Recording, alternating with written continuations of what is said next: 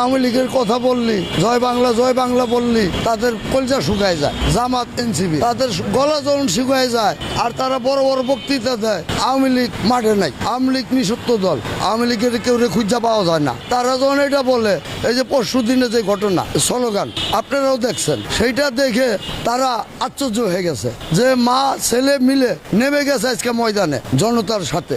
জনগণই এখন আওয়ামী লীগ বললে নামন লাগে না। যারা এই মহল তৈরি করছে, সৃষ্টিকর্তা, এটির বিচার হবে এই বাংলার মাটিতে, কিন্তু বিএনপিও পারবে না। কিন্তু বিএনপি সরকারকে বলেছিলাম যে আপনি এই দেশের মাননীয় প্রধানমন্ত্রী, এই যে পুলিশ হত্যা দেখেন, একটা নারী গর্ভাবস্থায়, সে যখন অনুরোধ করলো যে তোমরা আবার ছেলের মতন আমাকে মেরো না, আমি একটা গর্ভ অবস্থায় নিই, তাকে যখন মেরে ফেলা হয়েছে তার সাথে সাথে একটা বাচ্চাকে সহ মারা হয়েছে। এই বাচ্চা যদি বেঁচে থাকতো আজকে এই দেশের মাননীয় প্রধানমন্ত্রী হতো না। এটা মিছা কথা, হতে পারতো যদি এই বিচারটা যদি করতো, সে আজকে বাংলাদেশে 2 কোটি মানুষ বিচার বক্তৃতায় থাকতো। বিচারটা যখন করা হলো না, 10 কোটি মানুষ বিচার থেকে বঞ্চিত হয়ে গেছে।